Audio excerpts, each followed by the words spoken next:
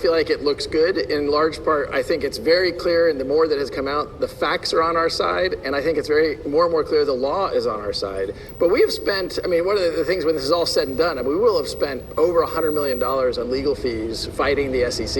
And the dynamic there is, in my opinion, the SEC bullies companies into settlements because they can't afford to fight. And the reason I think this fight is so important isn't just for Ripple, it's really for the whole industry. It was literally 4 years ago this week that Bill Hinman, the director of corporate finance at the United States Securities and Exchange Commission, gave a speech saying that ETH was not a security. And by the way, let me be clear, I do not think ETH is a security. I don't think XRP is a security. But at the time, we viewed this as, isn't it great that 4 years ago, we're starting to provide some leadership and some clarity. And I viewed this as actually a very positive sign. I remember there was emails, which now the SEC has read from our internal documents, where I sent the team a note saying, hey, this is great news. We now have clarity of how the SEC is thinking about this. And they used some parameters around decentralization and what have you. And look, the fact that 4 years have gone by and we still don't have clarity about how the SEC is going to say what is and is not a security. And worse, actually, now the SEC, the current chair, Gensler, is really walking back the statement around ETH, and that he has been asked directly, is ETH a security? He won't answer the question.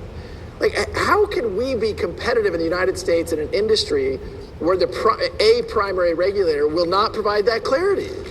My experience in crypto is the vast majority of people want to do right by the rules, but you got to know where the rules are, right? So I think the Senate bill that you're describing, I think, is a constructive step in that regard and provides some clarity. There's a bill that was introduced in the House side called the Digital Commodity Exchange Act, which we certainly have been very active advocates of. I think maybe the most important thing is, like, these are forward progress. I expect there will be some hearings around these bills. And when there's hearings, it brings attention to the lack of clarity. And I think it catalyzes and builds momentum.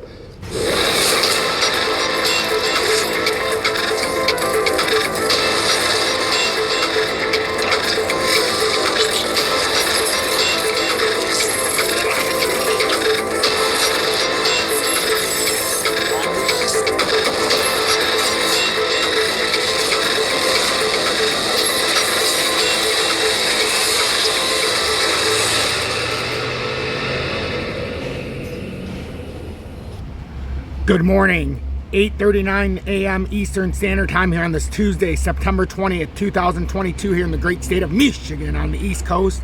I'm XRP Future Millionaire, and what a fiery start that first 2 minutes. That's all what Brad Garlinghouse said recently, and I believe everybody needs to hear it, and I believe he said it well. Right now, the U.S. dollar currency index is at 110.17, a direct correlation with crypto. And for some that still don't understand that is a direct correlation for crypto, it really does hurt, because you have to watch it in relation to Bitcoin. Right now, XRP last night came up, did a double, well, I don't even want to say last night, about the last 45 minutes, came up and did a double top as of right now at 39.30 approximately. And we're going to see the repercussions of this, because we cannot, well, I won't say it's a double top, but a double top from what it did yesterday. It came up practically to the top here. What I was looking for yesterday is, if we're going to break out of this area, we need to break this uptrending support line that was broken and get outside of it, and then maybe we can follow this inverted head and shoulders. But the main thing to remember with XRP is that two main parts of this pattern still have not broke. This is back underneath the ascending triangle bear flag with the USD perpetual futures. It's come up a couple times, but it just can't maintain this flow, and we're looking for a back test if we pull this out now of approximately 42 plus cents here, if it were to break up here on the perpetual chart. It looks like it's getting rejected short term right now, but that's the immediate play right now, is being rejected. And on the USDT chart, we're slightly over it. We've got a nice wick pullback, so we're going to see, is this going to continue up to this? On the USDT chart, it's about 40.5 cents approximately, depending on where it gets here, 40.75 cents. So all three charts are showing we still need to break past these key levels. We made a momentary breakout, but is this anything more than a facade? Because right now, that's a weak candle on this next 30-minute candle. That was a big wick pull down. So we're watching. It's a very It's a fun time to be watching crypto right now and just the broader markets as a whole. So basically what's happened here after you fell outside of that up channel, I think we could be more comfortable. We could either do it like this because this is how it started, which would give you the channel that it's technically in. So this is kind of like a channel it's created. Upper support, or I mean upper resistance, lower support. And we're really looking for it to break, where are we at in this area? About 36 cents in this area, so we can come down to 34,241. And then if we can just break, if 408, 407 on the USD chart, or the USDT chart, I apologize, on BitGet, this is where we can make a little bit of noise here. But we have to get above this uptrend that broke back down. So I want to keep it simple this morning. We're going to keep it focused on the XRP chart. But this is what we're looking at this morning. Between this and the US dollar currency index, the US dollar is back above 110 spot plus. And we're looking to break out past 110 spot 441. To me, it looks like it's still on a bull flag.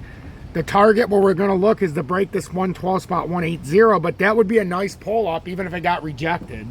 So we need to watch that on the US dollar currency index, because if this does have a nice little spike here, that could be a direct result that crypto is going to end up starting to fight its way back down.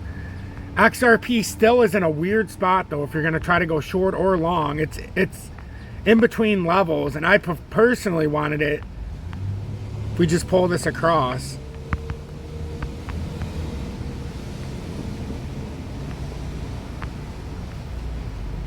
hold on one sec, let me fix this.